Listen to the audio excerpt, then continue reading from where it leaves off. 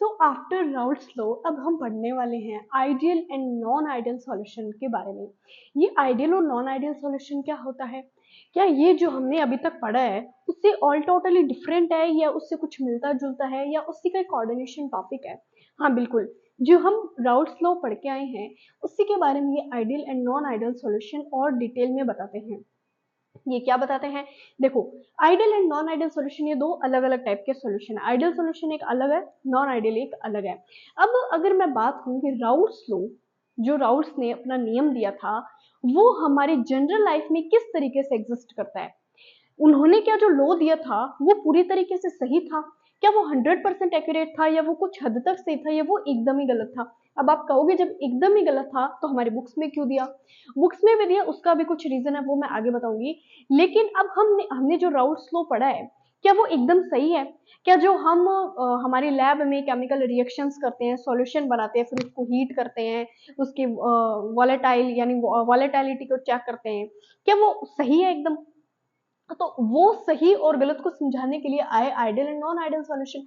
देखो, ideal ideal से आप क्या समझते हो? जैसे अपन यूज करते हैं ना, वो हम उसको अपना आइडियल मानते हैं, है ना, आदर्श, जो सबकी बात मानता हो। जैसे एक क्लास में होता है ना, ये सबसे आइडियल स्टूडेंट है, सबसे पढ़ाई में अच्छा, हर टीचर की बात मानता है, हर टीचर की रिस्पेक्ट करता है, अपने सब साथ वाले जो क्लास में भी जितने भी बच्चे उन सबकी हेल्प करता है, सबके साथ अच्छे से रहता है, वो एक तरीके का आइडियल हो गया। वैसे आइडियल सॉल्यूशन का मतलब है जो राउल्ट्स लॉ को ओबे करेगा। ओबे मतलब आइडियल सॉल्यूशन वो होता है जो राउल्ट्स लॉ, जो बात राउल्ट्स लॉ ने कही वही बात आइडियल सॉल्यूशन कहेगा। जैसा जैसा राउल्ट्स लॉ ने कहा कि हाँ भाई, P A is equal P nought A X A, इन दोनों के प्रोडक्ट के इक्वल होगा हमारा P A partial vapour pressure, P B is equal P nought B X B.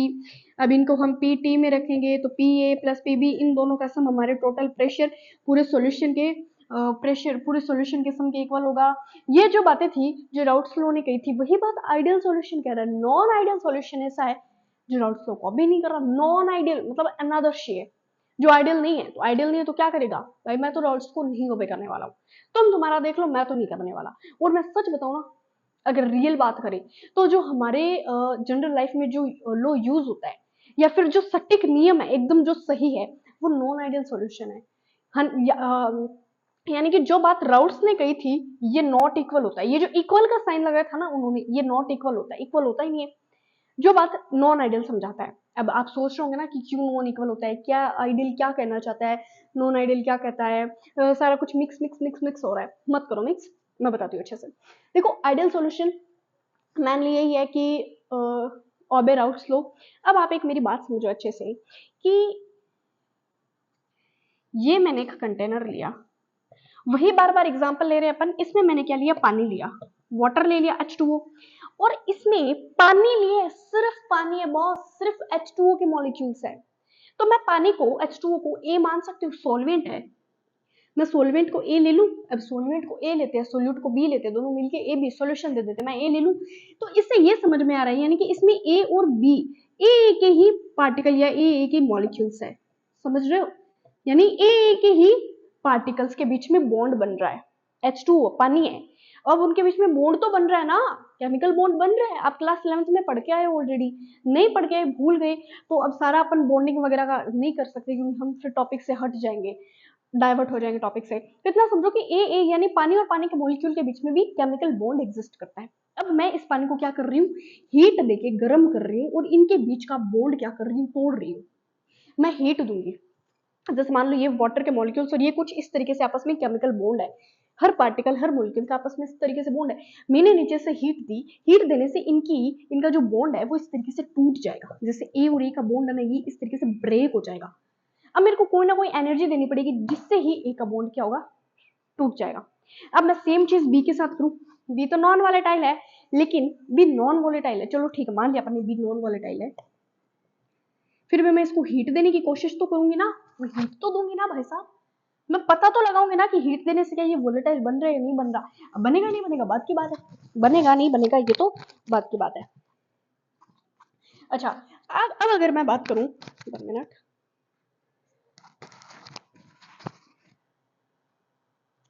अब बी को मैंने, बी और बी का बॉन्ड तोड़ने के लिए मैंने कोई ना कोई एनर्जी दी होगी, क्यों ना मैं इसको डेल H1 मान लूं।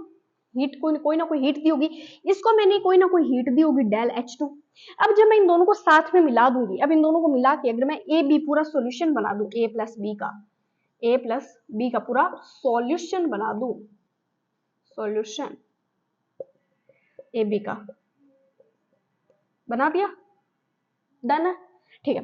अब राउस लॉ और आइडियल सॉल्यूशन के अकॉर्डिंग ये था कि जितनी एनर्जी मेरे को ए और ए को तोड़ने में लगी, सुनते रहना अच्छे से, जितनी एनर्जी मेरे को ए और ए के मॉलिक्यूल यानी पानी और पानी के मॉलिक्यूल को तोड़ने में लगी, जितनी एनर्जी मेरे को बी और बी यानी सोल्यूट और सोल्यूट के पार्टिकल को तोड़ने में लगी, टूटे नहीं टूटे बात का बात, मैंने एनर्जी तो दी ना, जितनी एनर्जी मेरे को बी और बी के मॉलिक्यूल को तोड़ने में लगी, उतनी सेम एनर्जी मेरे को ए बी के मॉलिक्यूल को तोड़ने में लगेगी। ये बात कही थी राउस लॉ ने, और राउस लॉ ने कही वही बात ओबे कर रहा है आइडियल लॉ, आइडियल सॉल्यूशन कर रहा है। बात को समझो, मतलब मेरे को कोई ना कोई एनर्जी देनी पड़ रही है पानी को तोड़ने में, मेरे को कोई ना कोई एनर्जी देनी पड़ी है सोल्यूट को। अब जो एनर्जी मैंने ए को दी, जो एनर्जी मैंने बी को दी, राउस लॉ कहते हैं कि वही सेम एनर्जी हमें यहाँ पे ए बी के बॉन्ड को तोड़ने में देनी पड़ेगी। यहाँ पे ए है, यहाँ पे बी भी है, यहाँ पे ए बी कैसे बन गया? अरे मैंने पूरा सोल्यूशन मिला दिया ना, सोल्यूशन पानी मिला दिया, चाय पत्ती मिला दी, जो भी आपने भी सोल्यूट लिए वो मैंने मिला दिया, तो ए और बी दोनों के मॉलिक्यूल्स आपस में जुड़ गए ना। पहले सिर्फ अकेला पानी था, फिर अकेला सोल्यूट था, लेकिन फिर दोनों आपस में अकेले जुड़ तो गए ना, जुड़ गए। अब जब जुड़ गए तो दोनों को, मेरे को इन दोनों को तोड़ने में राउस लॉ के अकॉर्डिंग ये था कि इन दोनों को तोड़ने में मेरे को उतनी ही, इन दोनों को तोड़ने में मेरे को उतनी एनर्जी लगेगी जितनी इसको और इसमें लग रही थी। अब आप सोचो क्या ये बात सही है? 1 मिनट,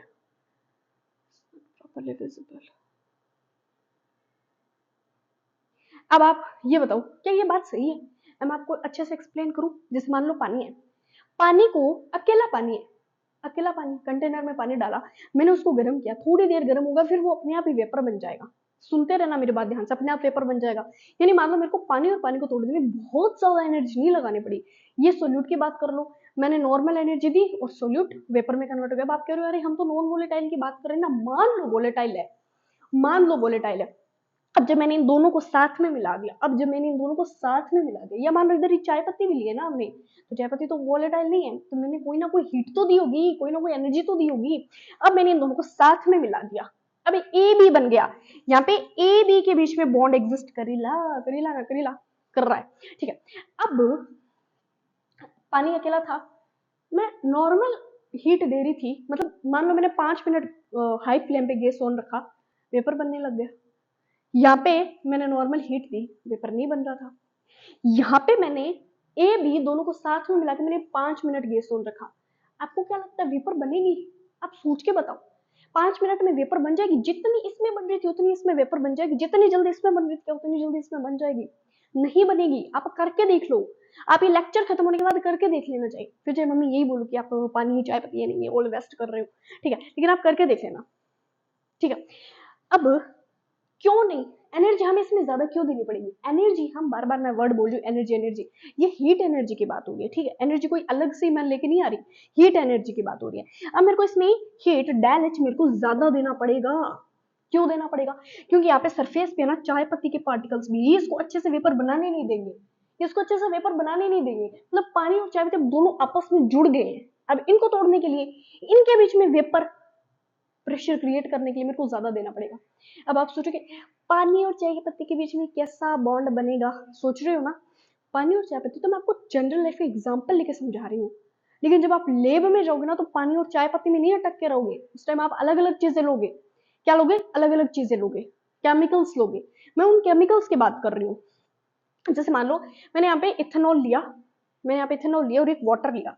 इथेनॉल और वाटर, जितना मेरे को इथेनॉल को एनर्जी को तोड़ने में लगा, जितनी लगी वो H1 मान लो, फिर मेरे को वाटर की एनर्जी को तोड़ने में लगी वो H2 मान लो। अब ये दोनों आपस में मिल गए, इथेनॉल और वाटर आपस में मिल गए, तो क्या मेरे को सेम एनर्जी दूंगी और ये टूट जाएगा? नहीं, एनर्जी में डिफरेंस आएगा।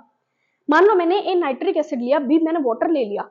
अब नाइट्रिक एसिड को तोड़ने में मैं कोई ना कोई एनर्जी लगा रही थी, वाटर को तोड़ने में कोई ना कोई एनर्जी लगा रही थी। जब एसिड और वाटर, बेस, एसिड बेस का फॉर्मेशन कर लिया, आपस में मिलेंगे ना, आपस में मिलेंगे, तो वहां पे मेरे को बहुत बहुत बहुत ज्यादा एनर्जी खर्च करनी पड़ेगी, तब जाके उनका बॉन्ड टूटेगा और वो वेपर बना पाएंगे। यहाँ तक बात क्लियर?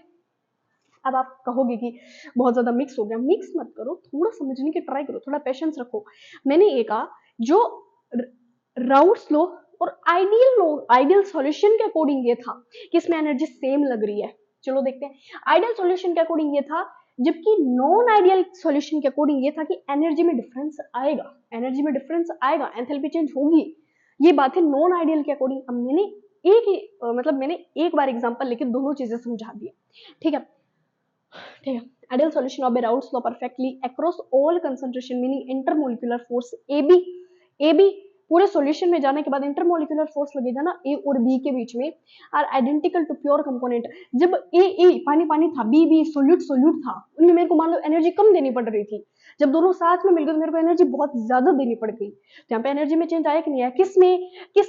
किसमें नॉन आइडियल में। अपनी किताब में लिख लो, एक पेपर ले लो, पेन ले लो और ये चीज लिख लो कि नॉन आइडियल में एनर्जी में चेंज आएगा, लेकिन आइडियल कहता था कि जितना आप ए को तोड़ने में लगा रहे हो, जितनी एनर्जी आप बी को तोड़ने में लगा रहे हो, मान लो इसमें आप कितनी लगा रहे हो, मान लो इसमें x लगा रहे हो, इसमें x/2 लगा रहे हो, तो इन दोनों के सम जितनी इनमें लगा रहे हो ना उतनी पूरे सॉल्यूशन में लगानी है। जबकि ऐसा नहीं होता, सॉल्यूशन में जाने के बाद एनर्जी बदल जाती है।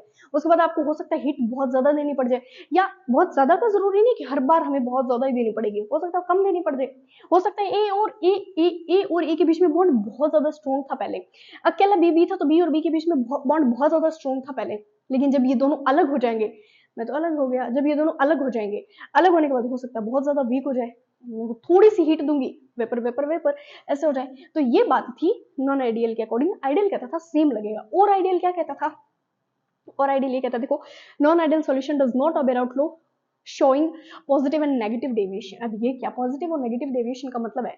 इसका मतलब समझो, मतलब हो सकता है पॉजिटिव डेविएशन शो करे, हो सकता है आपको एनर्जी ज्यादा देनी पड़े तो पॉजिटिव आ जाएगा, हो सकता है आपको एनर्जी कम देनी पड़े, कुछ सॉल्यूशन ऐसे भी होंगे जिसमें एनर्जी कम देनी पड़ेगी। क्या करनी पड़ेगी? जिसमें एनर्जी कम देनी पड़ेगी। अब जिसमें एनर्जी कम देनी पड़ेगी वो नेगेटिव, जिसमें ज्यादा तो वो पॉजिटिव।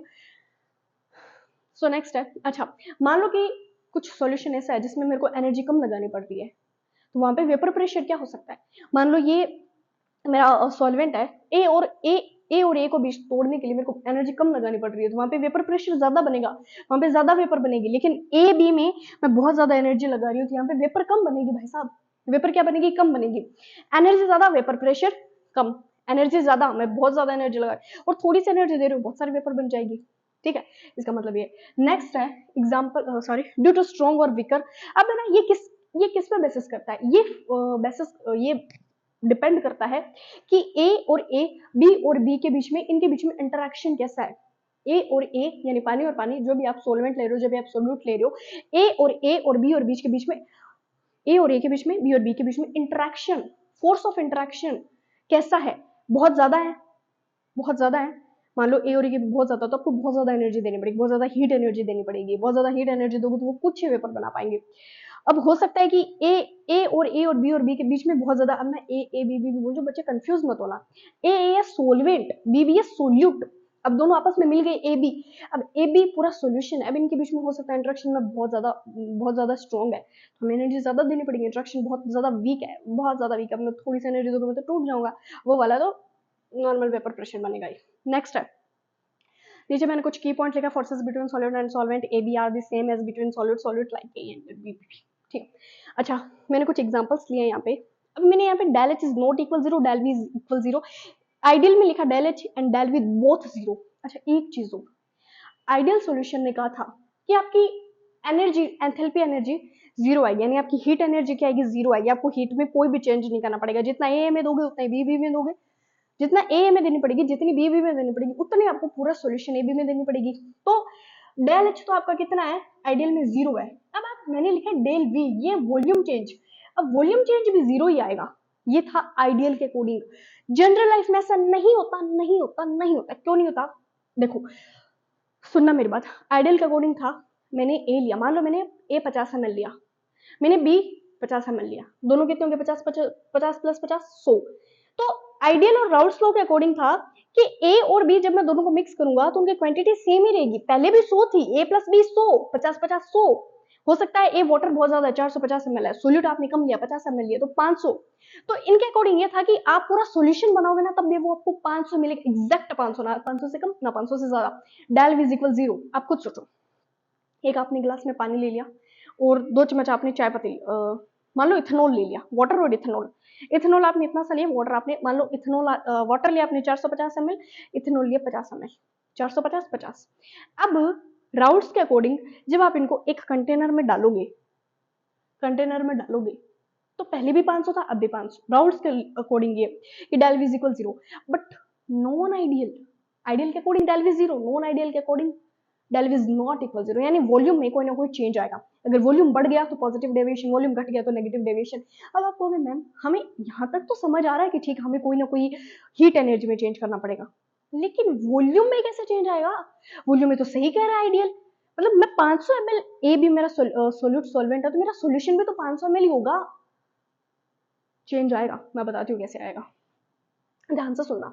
देखो, हो सकता है ए और बी को मैंने मिलाया, हो सकता है नहीं, मान लो मैंने मिलाया ए और बी को मैंने मिलाया। अब आप ऐसा समझो, हो सकता है उनके बीच में इंटरमोलिकुलर फोर्स ऑफ अट्रैक्शन बहुत वीक है, इंटरमोलिकुलर फोर्स ऑफ अट्रैक्शन बहुत वीक है, इंटरमोलिकुलर फोर्स ऑफ अट्रैक्शन ए और बी के बीच में बहुत वीक है। मैंने उनको एनर्जी दी, हीट एनर्जी दी। अब वीक है तो उनके बीच के बॉन्ड टूट जाएंगे और वो वेपर बना देंगे। अब वेपर बना लेंगे तो उनका सरफेस एरिया, उनके वॉल्यूम में चेंज आएगा कि नहीं आएगा? बताओ, चेंज आएगा कि नहीं आएगा? कमेंट में जरूर बताना। अरे आएगा, आएगा, कैसे आएगा?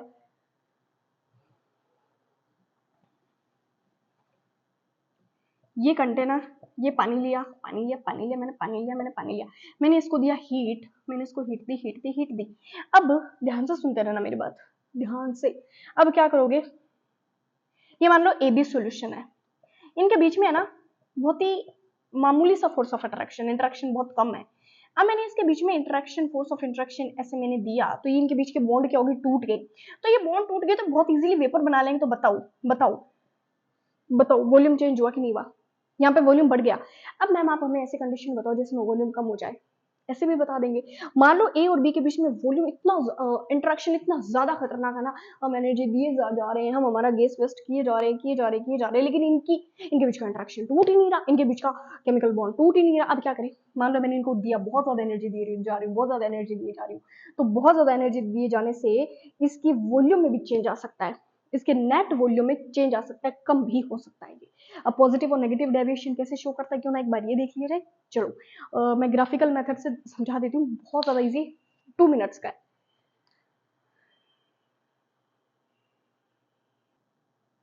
सो I know someone loves on me, क्योंकि देखो ये ग्राफिकल कुछ तो मेरे से ज्योमेट्री इतनी अच्छी नहीं बनती, और कुछ ये ग्राफ थोड़े अलग मेथड के हैं। आप मतलब इतने सालों से जो ग्राफ पढ़ते हो वो थोड़े अलग टाइप के होते हैं, ये कुछ ऐसे ऊपर बन रहे हैं, कुछ नीचे बन रहे हैं, तो थोड़े फनी टाइप के ग्राफ्स है।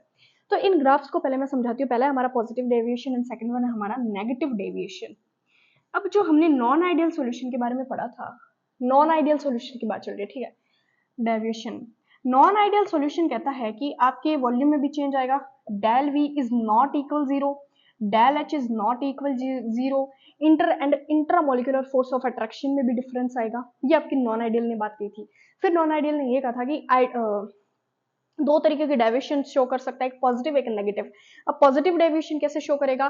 जैसे मान लो कि हमने कोई एक ऐसा सॉल्यूशन लिया है, हमने कोई एक ऐसा सॉल्यूशन लिया है जिसमें ए और बी के बीच में इंटरेक्शन बहुत ही वीक है, बहुत ज्यादा वीक है। तो इसमें इंटरेक्शन बहुत ज्यादा वीक है तो मैं डेल एच थोड़ा सा दूंगी तो वॉल्यूम क्या हो जाएगा, बढ़ जाएगा। वॉल्यूम क्या हो जाएगा, इंक्रीज हो जाएगा। मैंने डेल एच हीट दी, मान लो H1 कुछ भी दी होगी। उसके बाद ए और बी के बीच में मान लो वीक, इधर वीक और इधर मान लो स्ट्रोंग। अब स्ट्रोंग है तो यहाँ पे वी में क्या आएगा, थोड़ा सा कम हो जाएगा, हमारा वॉल्यूम क्या हो जाएगा, थोड़ा सा कम हो जाएगा। क्लियरली विजिबल या सो अब अगर मैं बात करूं, मैंने यहाँ पे लिखा है एक्स ए। मैंने पहली बात तो ग्राफ हम किसके बीच में बना रहे हैं, हम ग्राफ बना रहे हैं मॉल फ्रिक्शन और वेपर प्रेशर। मॉल फ्रिक्शन और वेपर प्रेशर के बीच में क्यों बना रहे हैं? अगर ये बात किसी भी बच्चे ने बोली तो इसका मतलब उसको अभी तक कुछ भी ज्यादा समझ में नहीं आया। हमने राउट्स लॉ में किसके बारे में पढ़ा है, partial vapour pressure is directly proportional to its mole fraction. तो vapour pressure, VP vapour pressure और मोल फ्रैक्शन के बीच में बनाएंगे ना, ये इधर वीपी लिख देती हूँ और यहाँ पे काय लिख देती हूँ, ठीक है।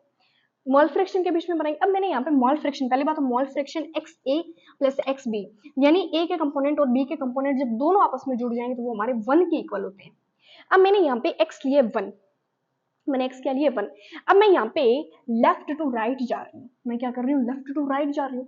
अब मैंने x1 लिया है, यहाँ पे मेरा मोल फ्रैक्शन, यहाँ पे मेरी कंसंट्रेशन, मेरे सॉल्यूशन की कंसंट्रेशन क्या थी, 1। तो जब जैसे जैसे जैसे जैसे मैं लेफ्ट टू राइट जाऊंगी तो मेरे धीरे धीरे कंसंट्रेशन कम होने लग जाएगी ना, धीरे धीरे कंसंट्रेशन कम होने लग जाएगी। हमें नहीं समझ आया, फिर से बताओ। मैंने ये कहा यहाँ पे देखो, इस पीक पॉइंट पे, इस पीक पॉइंट में हमारा मोल फ्रैक्शन है 1। जैसे जैसे मैं लेफ्ट टू राइट जाऊंगी तो मेरी कंसंट्रेशन एक्स बी 1, एक्स ए 0 आएगा, मैंने यहाँ थोड़ी मिस्टेक कर दी, एक्स इज इक्वल 0, ठीक है। तो जैसे जैसे मैं यहाँ पे मेरा एक्स ए इज इक्वल 1 है, लेकिन यहाँ पे जैसे जैसे मैं जाऊंगी, अरे मैंने 1 सेकेंड ना, थोड़ा आगे पीछे कर दिया मैंने। यहाँ पे एक्स ए, जैसे जैसे मैं लेफ्ट टू राइट जाऊंगी मेरा एक्स ए आ जाएगा 0, और एक्स भी जैसे जैसे मैं लेफ्ट टू राइट जाऊंगी मेरा यहाँ पे 1 और यहाँ पे आ जाएगा 0। आई बात समझ? मतलब मोल फ्रैक्शन इस साइड से, जब मैं इस साइड जाऊंगी तो मेरा मोल फ्रैक्शन की वैल्यू क्या होगी, डिक्रीज होगी। एक्स ए 1 था 0 हो गया, यहाँ पे एक्स भी इस साइड से इस साइड आएगा, इस साइड से इस साइड आएगा, तो इस साइड से इस साइड क्या हो रहा है, कम हो रहा है। आई बात समझ? अब हम वेपर प्रेशर के बीच में ग्राफ बनाएंगे। मान लो हमारी वेपर क्या होगी, हमारी वेपर, हमारा वॉल्यूम क्या हो रहा है, बढ़ रहा है, हमारे तो वॉल्यूम में मतलब इंक्रीजमेंट हो रहा है, इतना ज्यादा इसके बीच में फोर्स ऑफ अट्रैक्शन नहीं है, नॉर्मल हम हीट दे रहे हैं, बहुत ज्यादा अच्छे से वेपर बन रही है। यहाँ पे ये वेपर क्या बहुत ज्यादा अच्छे से बन रही है, बहुत ज्यादा अच्छे से बन रही है। तो क्या मैं लिख दूं कि total partial pressure P A plus PB is greater than PB, इन दोनों के सम से ज्यादा है, इन दोनों के सम से ग्रेटर देन हमारा पार्शियल प्रेशर, मैं ये चीज लिख सकती हूँ। ये हो गया पॉजिटिव डेविएशन। अब यहाँ पे हम बात करेंगे नेगेटिव डेविएशन में क्या होगा। मान लो बहुत ज्यादा इंटरमोलिकुलर फोर्स ऑफ अट्रैक्शन है, इसमें मेरे को बहुत ज्यादा एनर्जी देनी पड़ेगी और इतनी अच्छे से वेपर नहीं बना पाएगा। एक्स ए 1 इस साइड जाऊंगी 0, एक्स बी 1 इस साइड जाऊंगी 0, कुछ भी रटना नहीं है, एज तो आपको बहुत अच्छे से समझ आ रहा होगा। अब यहाँ पे जैसे जैसे मैं वेपर प्रेशर बढ़ाऊंगी तो मेरे वॉल्यूम में क्या हो रहा है, डिक्रीजमेंट हो रहा है। यहाँ पे इस तरीके से वॉल्यूम बढ़ रहा है, इस तरीके से, इस तरीके से वॉल्यूम बढ़ रहा है। पी नोट ए देखो, प्योर कंपोनेंट ए का, यहाँ पे प्योर कंपोनेंट ऑफ बी का, और यहाँ पे पूरे पूरे सॉल्यूशन का हमारा प्रेशर है वो इन दोनों के सम से ज्यादा है, हमारा पार्शियल प्रेशर ज्यादा हो गया, यहाँ पे पार्शियल प्रेशर कम हो गया, यानी पी ए और पी बी का ज्यादा, पार्शियल प्रेशर हमारे पूरे सॉल्यूशन का कम हो गया। जब आप यहाँ नेगेटिव डेविएशन में बात करोगी तो आपके वॉल्यूम में क्या हो रहा है, आपके वॉल्यूम में डिक्रीजमेंट आ रहा है, कुछ इस तरीके से डिक्रीज हो रहा है, डिक्रीज हो रहा है ना, इस तरीके से इंक्रीज, इस तरीके से डिक्रीज। तो यहाँ पे इस तरीके से आप देख पा रहे हो आपके वॉल्यूम में क्या हो रहा है, इंक्रीजमेंट डिक्रीजमेंट हो रहा है। सो आई जस्ट होप ये डेविएशन समझ में आए होंगे। यहाँ से क्वेश्चन आ सकता है, एग्जांपल्स पूछ सकते हैं, मैंने एग्जांपल पीछे वाले आप जब बैक करोगे तो आपको अपने आप एग्जांपल्स वगैरह दिख जाएंगे। So thank you so much. Next में हम डिस्कस करेंगे क्वालिटेटिव प्रॉपर्टीज जो बहुत ज्यादा इंपॉर्टेंट है, वहां से भी ग्राफ, वहां पे उनके बेसिस पे कुछ न्यूमेरिकल्स और डेरिवेशंस आने 100% फिक्स है, और इसके बेसिस पे भी कुछ हमारे एनसीईआरटी में टेक्स्ट न्यूमेरिकल है, एग्जाम्पलर्स है, वो मैं सॉल्व करवा दूंगी। ठीक है, थैंक यू सो मच।